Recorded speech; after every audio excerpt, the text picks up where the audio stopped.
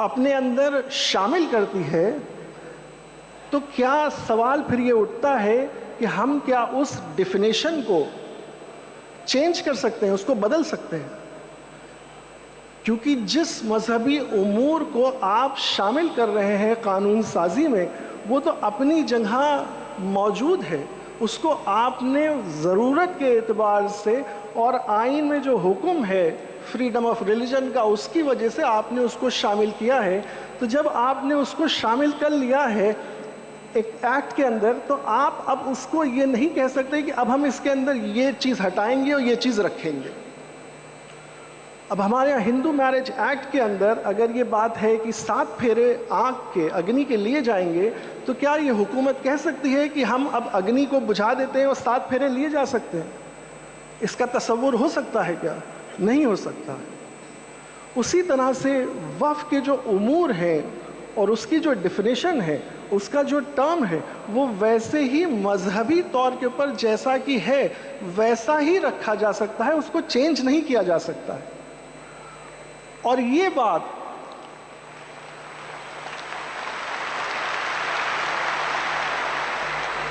اور یہ بات 1913 سے، یعنی انگریز تک اس بات کو کا احساس تھا ان کو، اور وہ مستقل طور کے اوپر چلتا چلا آ رہا تھا۔ اب 2024 کے اس ترمیمی بل میں پہلی بار اس ڈیفینیشن کو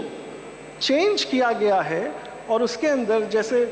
پرسنل لاء بورڈ کے صدر صاحب نے بات کہی کہ وقف بائی یوزر، یعنی کہ آپ کا ایک قبرستان ہے، اس کے کاغذات کسی کے پاس نہیں ہوں گے۔ کیوں؟ کیونکہ ہمارے دادا پردادا اور ہمارے والد سب اس کو دیکھتے چلے آ رہے ہیں کہ یہ قبرستان ہے، اور وہاں کے اوپر لوگ دفن کیے جاتے ہیں۔ ایک مسجد ہے، وہ ایک زمانے سے چلی آ رہی ہے، اور وہ اس میں لوگ استعمال کر رہے ہیں، اور وہ ٹائم امیموریل سے، یعنی یادداشت کے بھی باہر وہ موجود ہے۔ اب وہ اپنے استعمال ہونے کی وجہ سے وہ وقف مانا جاتا ہے، اور وہ وقف قائم رہے گا، مگر کچھ جگہوں کے اوپر اس کے فرمان موجود ہوتے ہیں، کہیں وقف ڈیڈ موجود ہوتی ہے، کہیں کسی قسم کے کاغذ موجود ہوتے ہیں جو کرنے والا واقف ہے اس کے سلسلے میں۔ کہیں کہیں کیا ہندوستان میں 70% تقریباً ایسے اوقاف ہیں جن کے کوئی کاغذات موجود نہیں ہیں، کیونکہ وہ 200-300 سال پرانے ہیں۔ تو اور یہ بات تو سبھی کے اوپر لاگو ہوگی، مندروں کے بھی، گرجا گھروں کے بھی، تمام دوسرے جو مذہبی لوگ ماننے والے ہیں ان کے سب کے اداروں کے کوئی کاغذات 100 سال 200 سال پرانے نہیں موجود ہوں گے۔ آج انہوں نے ڈیفینیشن کے اندر کیا کیا کہ یہ وقف بائی یوزر کو انہوں نے کہا کہ اس کو ہم ہٹا دیں گے، بنا کسی وجہ کے، بنا کسی اس کو ریزن کے کہ کیوں ہٹا دیں گے۔ دوسری چیز وہ لے کر کے یہ آئے کہ وقف کرے گا کون؟ وقف وہ کرے گا جو مسلمان ہو اور کم سے کم 5 سال پرانا مسلمان ہو۔ اب یہ عقل سے باہر کی بات ہے کہ جب کوئی شخص کسی بھی مذہب میں داخل ہوا یا اس مذہب کا ہے، اس پر مکمل طور کے اس کے سارے اختیارات اس کو حاصل ہو جاتے ہیں، تو آپ اس بات کو کیوں لائے کہ جو مسلمان ہو اور کم سے کم وہ 5 سال پرانا مسلمان ہو تبھی وہ وقف کر سکتا ہے؟ 2013 کا اس سے پہلے جو پروویژن تھا وہ یہ کہتا تھا کہ کوئی غیر مسلم بھی اس کو کر سکتا ہے، کیونکہ بہت سے ایسے راجا تھے جنہوں نے مسجدوں کو، درگاہوں کو، جو مسلمان نہیں تھے لیکن انہوں نے پیشکش کی، جائیدادیں دی، ریاستیں دیں، جاگیریں دیں، اور اس کو استعمال کیا گیا۔ اب انہوں نے یہ شرط لگائی ہے کہ وقف کرنے والا مسلمان ہو اور کم از کم 5 سال پرانا مسلمان ہو، تبھی وہ وقف کر سکتا ہے۔ پھر وہ آگے چلتے ہیں کہ یہ وقف جب ہو گیا اور اس نے واقف نے یہ کیا، تو وہ ایک شرط یہ لگاتے ہیں کہ اس کی جائیداد اسی کی ہونی چاہیے۔ تو یہ بات تو بنا کہے ہے کہ جائیداد تو اس کی ہوگی ہی، اس کو آپ یہ کیوں سمجھتے ہیں کہ جائیداد اس کی نہیں ہوگی؟ وہ تو اس کا مالک ہوگا، تبھی تو وقف کرے گا۔ اور بنیادی بات وقف کے سلسلے میں یہی ہے کہ لوگ اپنی ثواب کی نیت سے، امید سے، صدقہ جاریہ سے، اپنی ملک سے اس جائیداد کو نکال کر کے اللہ تعالیٰ کو دے دیتے ہیں، اور اس کا مالک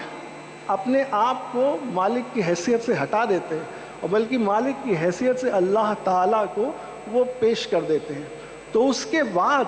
نہ حکومت، نہ کوئی بورڈ، اس کا کوئی مالک نہیں ہے، اس کا مالک اللہ تعالیٰ ہے۔ اس بنیاد کے اوپر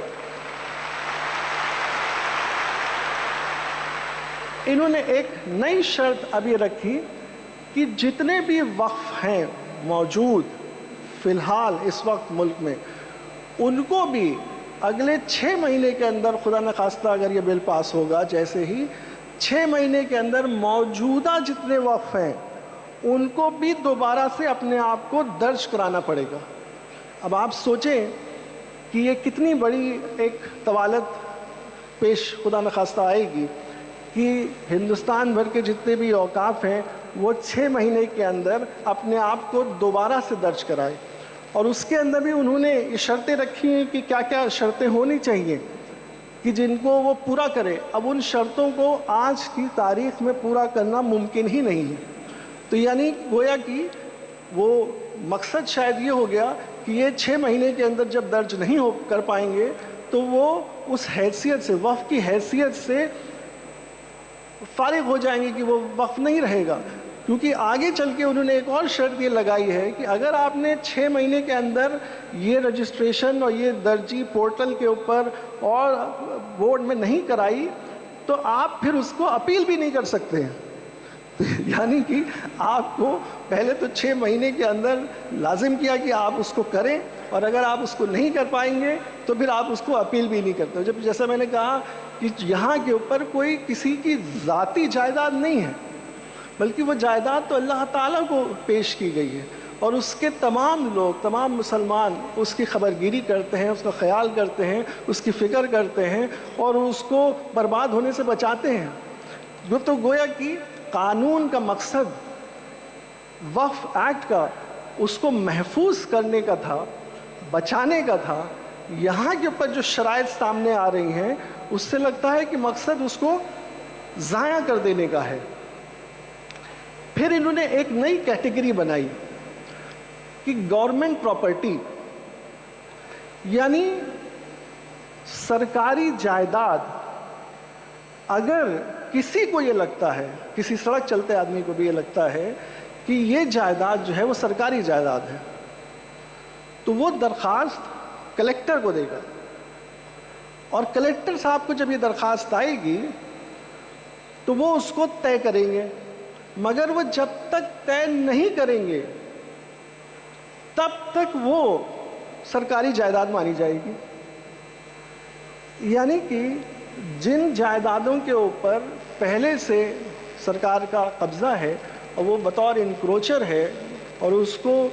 موجود ہے کہ وہ اس کے اوپر قابض ہے، تو وہ کوئی بھی درخواست دے اور کلیکٹر صاحب اس کو اگر ڈکلیئر کر دیں کہ سرکاری جائیداد ہے تو وقف کے زد سے چلی گئی، اور اگر نہیں بھی کریں اور اس کو صرف لیے بیٹھے رہیں، اس پہ کوئی فیصلہ ہی نہ کریں، جب تک چاہیں تو فیصلہ نہ کریں، تو بھی وہ وقف نہیں مانی جائے گی۔ یہ اس کے اندر سرکاری جائیداد کا ایک نیا انہوں نے شروع کیا۔ پھر آگے چلیے، ہمارے یہاں جب جائیدادیں ملک میں کوئی بھی لین دین کرتا ہے تو اس کو ریونیو ریکارڈ میں درج کراتا ہے، راجسو میں اس کو درج کراتا ہے۔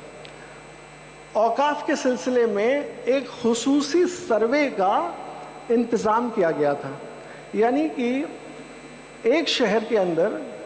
کتنی جائیدادیں وقف کی ہیں، اس کے لیے ایک پورے اسٹیٹ میں، پورے صوبے میں ایک کمشنر بنایا جائے گا، اور وہ کمشنر جا کر کے دیکھے گا کہ کہاں کہاں وقف کی جائیدادیں ہیں اور ان جائیدادوں کو وہ اپنے رجسٹر میں شامل کرے گا۔ تو یعنی کہ اگر وہ جائیداد راجسو میں درج ہے تو اچھی بات ہے، سروے میں بھی آ جائے گی، اگر راجسو میں نہیں ہے تو سروے میں آ جائے گی، اس کی بنیاد پہ گیجٹ ہو جائے گا۔ تو یہ جو امور تھا، یہ جو فنکشن تھا، یہ اسٹیٹ گورنمنٹ کے پاس تھا، اور اسٹیٹ گورنمنٹ اس کمشنر کو اپوائنٹ کرتی تھی اور وہ اس کام کو کرتا تھا۔ انہوں نے اس کو ختم ہی کر دیا،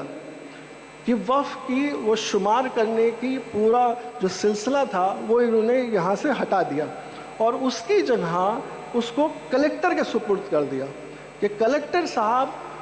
خود یہ بات دیکھیں گے کہ سروے کریں گے کہ یہاں کتنی جائیدادیں ہیں، اور انہی کو جیسا میں نے پہلے کہا تھا کہ ان کو یہ اختیار ہے کہ ان کو کوئی بھی یہ درخواست دے دے کہ یہ جائیداد سرکاری ہے تو وہ اس کے اوپر فیصلہ کرنے کے بھی ذمہ دار ہیں. تو یعنی کہ وہ یہاں کے اوپر اس کو درج کریں نہ کریں ان کی مرضی ہے، وہاں پہ ان کے پاس درخواست آ جائے اس کو وہ لے کے بیٹھ جائیں تو وہ وقف کی جائیداد نہیں مانی جائے گی، سرکاری جائیداد مانی جائے گی. تو گویا کہ یہ جو سلسلہ شروع ہوا کہ اس کے سروے اس کے رجسٹریشن کے سلسلے میں وہ ایک بہت بڑا ایک جو سپورٹ تھا، ایک بہت بڑا ایک سرکاری اس کے اندر اس کی نشاندہی کے لیے جو پہلو تھا اس کو انہوں نے ختم کر دیا کہ اب سروے نہیں ہوگا. پھر انہوں نے جو اس کی ادارے ہیں وقف کو سنبھالنے کے لیے، یعنی وقف بورڈ اور ٹریبونل، یعنی کہ اگر کسی کو کوئی چیز درج کرانی ہے وقف کے سلسلے میں تو وہ وقف بورڈ جائے گا اور اس کو درج کرا لے گا، اور وقف بورڈ اس میں تحقیق کرے گا اور اس کو درج کر لے گا. کسی کو اس سے شکایت ہے کہ وہ صحیح درج نہیں کیا یا کسی نے یہ کہا کہ درج آپ نے غلط کر لیا ہے تو وہ اس کی شکایت لے کر کے ٹریبونل چلا جائے گا. وقف بورڈ میں بھی جو لوگ ہوتے تھے وہ اس کے جانکار ہوتے تھے، اور وہ کیونکہ یہ ایک مذہبی امور ہے تو اس لیے وہ مسلمان ہوتے تھے کہ اس کو سمجھتے تھے اور اس کی نالج ہوتی تھی. جو ٹریبونل ہوتا تھا یعنی کہ اس کے اندر جو ایڈیشنل ڈسٹرکٹ جج یا جو ضلع جج کے لیول کے لوگ ہوتے تھے اور اس کے اندر بھی مذہبی قانون جانکاری رکھنے والے لوگوں کو شامل کیا جاتا تھا، وہ ٹرائبونل بھی ہوتا تھا. ان کا یہ کہنا ہے کہ یہ جو درج کرنے کا جو سلسلہ ہے ایک تو یہ بورڈ کے پاس سے جا کر کے اب کلیکٹر کے پاس جائے گا، اور یہ جو بورڈ بنا ہے اور جس کے اندر مسلمان ممبر ہوتے ہیں وہ اور چن کے آتے ہیں تو وہ چن کے آنے کا الیکشن کا سلسلہ ختم ہو گیا ہے. اب الیکشن کی ضرورت نہیں ہے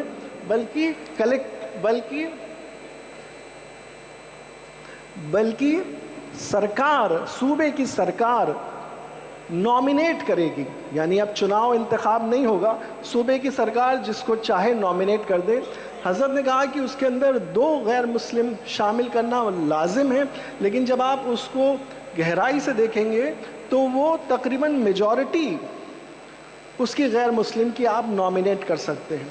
یہ جو وقف بورڈ ہیں صوبوں کے اندر جو اس کو دیکھتے ہیں سنبھالتے ہیں، ان کے اوپر ایک سینٹرل وقف کاؤنسل ہے جو دہلی میں رہتی ہے، اس کے ممبرز بھی بنائے جاتے ہیں، وہ سب مسلمان ہوتے تھے اور وہ ان اسٹیٹ کے بورڈ سے سوال جواب کر سکتی تھی اور ان سے طلب کر سکتی تھی ریکارڈ. تو وہ سینٹرل وقف کاؤنسل کی بڑی اہمیت ہے اس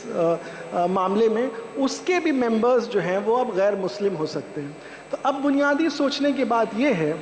کہ جب آئین نے ہمیں اپنی مذہبی معاملوں میں آزادی دی ہے، مذہبی معاملوں کو چلانے کی، مینج کرنے کی آزادی دی ہے، تو ہماری اس آزادی جو آئین نے دی ہے کیا یہ امینڈمنٹ اس کو پامال نہیں کر دیتے ہیں؟ میرے خیال سے اس کو مکمل طور کے اوپر وہ پامال کر دیتے ہیں، کیونکہ اگر وہ مذہبی امور ہیں اور مذہبی امور میں آپ کو یہ تحفظ حاصل ہے تو وہ تحفظ تو یہ بل ہی ختم کیے دے رہا ہے. پھر ہم آگے چلتے ہیں. یہ تو ٹریبونل، بورڈ اور سینٹرل وقف کاؤنسل کی نوعیت ہو گئی کہ وہ اب مذہبی امور میں غیر مسلموں کو شامل کرے گی. پھر اس کے اندر جو متولی ہے اس متولی کے سلسلے کے اندر اب یہ حکم ہو گیا ہے کہ اگر بورڈ یا کوئی اس کا افسر ان سے کوئی بھی مطالبہ کرے گا اور وہ اس کو پورا نہیں کر سکے گا تو اس کو ہٹایا جا سکتا ہے. یعنی وہ کیا مطالبہ ہوگا، وہ اس کو کیا مانے گا، تو یعنی متولی کی جو پوزیشن ہے وہ بالکل ذبذب ہو گئی ہے. حالانکہ واقف کی منشا اور متولی یہ ہمارے وقف کے امور کے ایسے حصے ہیں جن کے ساتھ چھیڑ چھاڑ کرنا پھر ہماری مذہبی آزادی کے ساتھ چھیڑ چھاڑ کرنا ہے. یہاں کے اوپر 3 ایسے پروویژنز تھے جو مکمل طور کے